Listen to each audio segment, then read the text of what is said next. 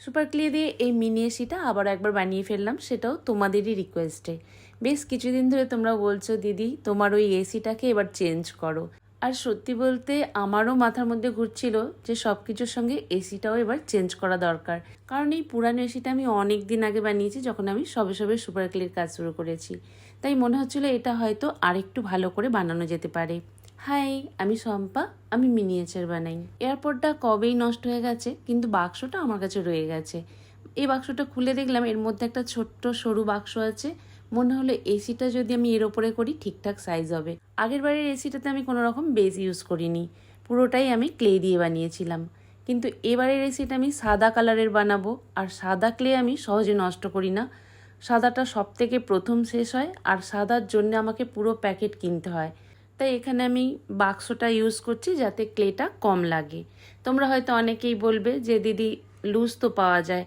আমাদের এখানে আমি অনেক দোকানে জিজ্ঞাসা করেছি, কেউ লুজ বিক্রি করে না, পুরো প্যাকেটই নিতে হবে। তাই একটা কালারের জন্য আমাকে পুরো প্যাকেটই কিনতে হয়।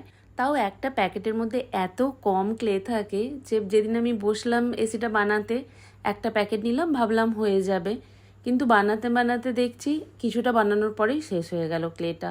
তাই ওখান পর্যন্তই রেখে দিয়েছিলাম। সেদিন আর আমি ভিডিও আপলোড দিতেই পারলাম না।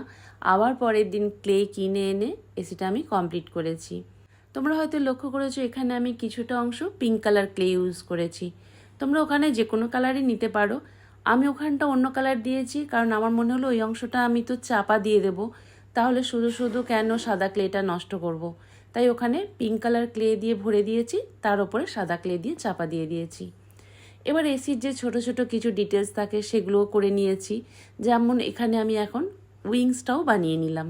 এসির ওপরে যে লোগো বা স্টারের লেবেল মারা থাকে সেগুলোর জন্য এখানে আমি অ্যাক্রিলিক কালার ইউজ করেছি বা জেল পেনও ইউজ করেছি।